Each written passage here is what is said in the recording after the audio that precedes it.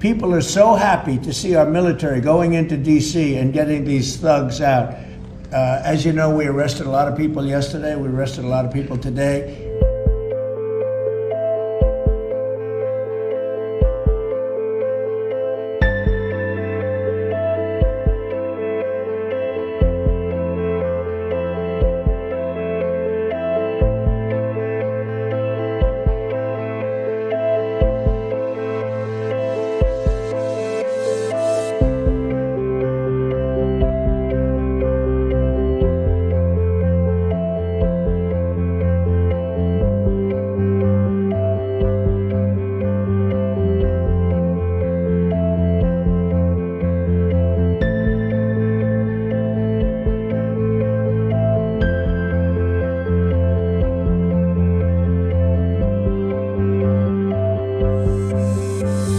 Another reason why the Democrats lost the election in a landslide. They lie. It's just lie. Look, the crime is very bad. I think they'd be much better off saying, we want to help President Trump with the crime because it's an epidemic. It's a tragic situation. It's the worst it's ever been. And we want to help President Trump with the crime, as opposed to, he's a dictator. He's a dictator. People are so happy to see our military going into D.C. and getting these thugs out. As you know, we arrested a lot of people yesterday. We arrested a lot of people today.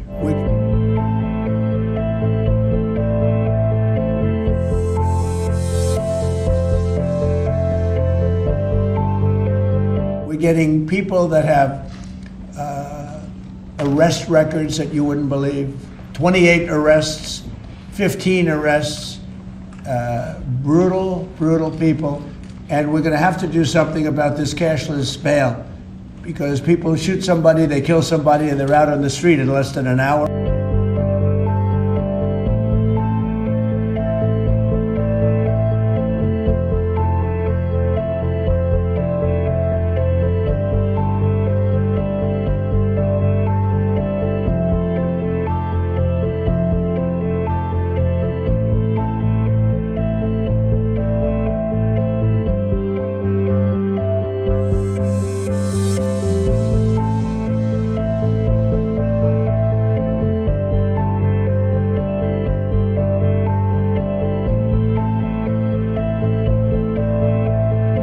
There's chaos in the Capitol, or is there?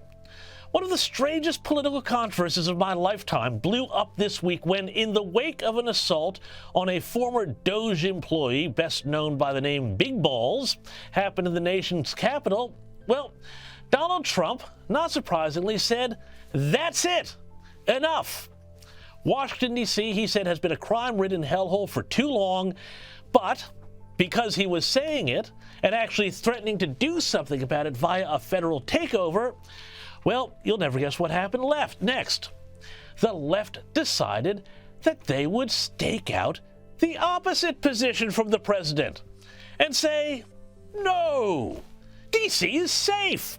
And hey, even if Washington, D.C. isn't safe, well, the threat of stray bullets and carjacking are all part of the charm of big city living. Yeah, nah. Here's a little bit of the president talking about this.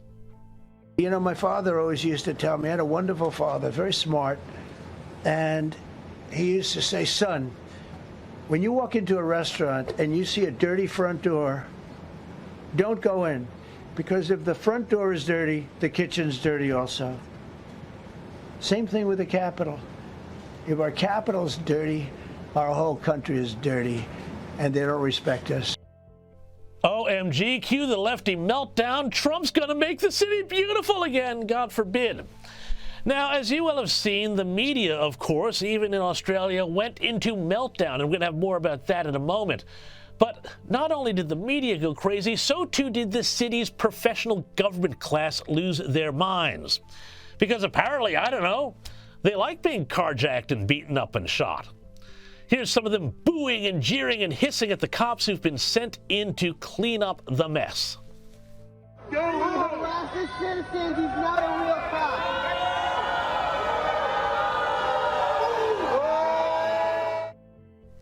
And then there was this genius who decided he was going to throw a Subway sandwich at a uniformed FBI agent.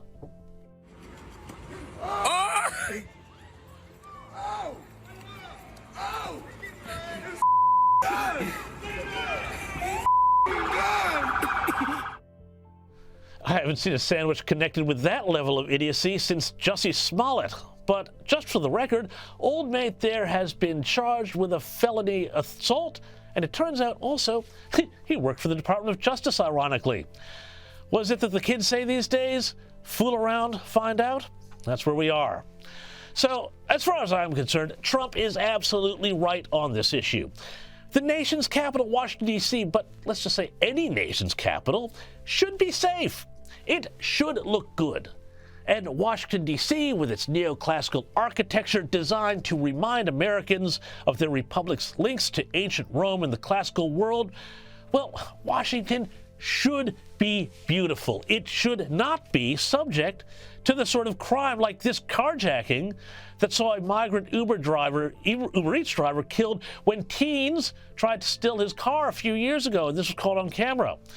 The crime problem in D.C. is so bad that even congressmen have been carjacked. The Secret Service isn't even safe. A couple of years ago, agents assigned to Joe Biden's granddaughter had to open fire when thieves tried to steal one of the cars in their protection detail. But, I mean, look, this is, as it is with so many of these things, should be an easy 80-20 or 90-10 issue that should be simple. But you know what?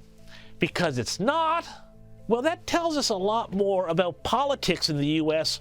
more broadly.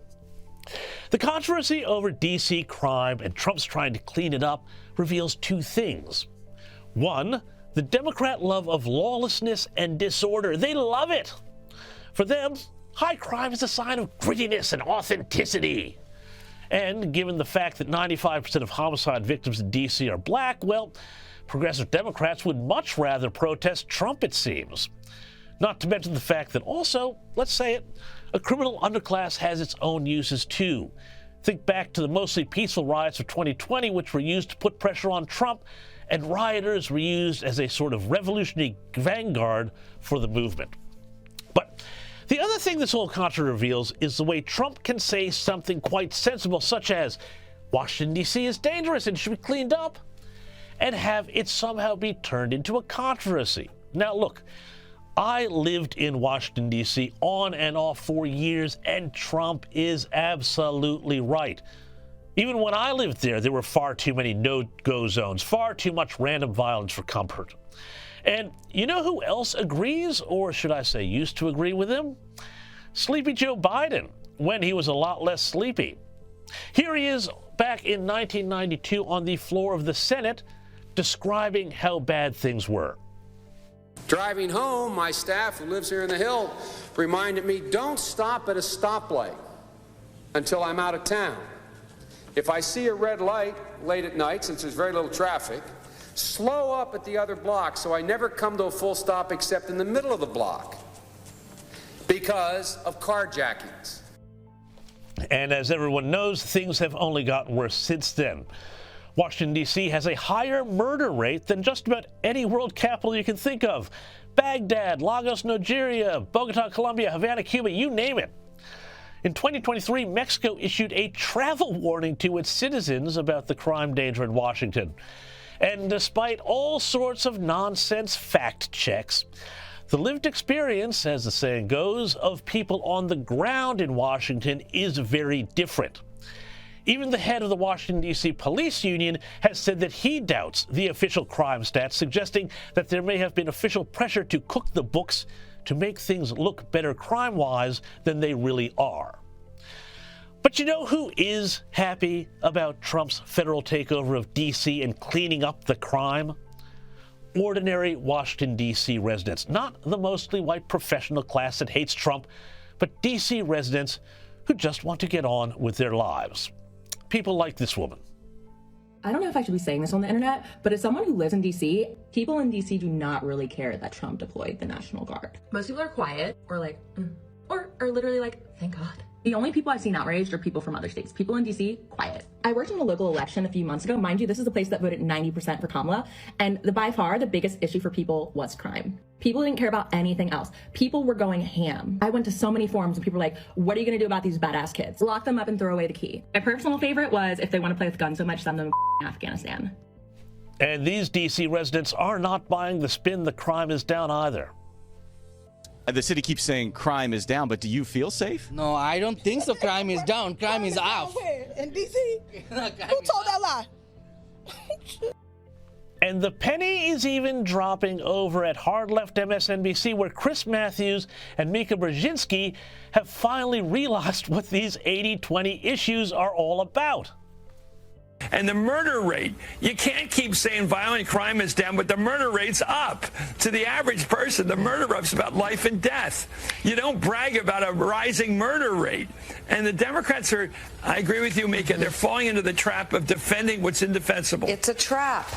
Yes, it's a trap. I mean, if it's not a winner politically. Yes, it's a trap. So why do you guys keep falling for it over and over again? I tell you this right now, the Democrats will not win another major election until they decide they are no longer the party of lawlessness and disorder, and they stop putting criminals over ordinary people.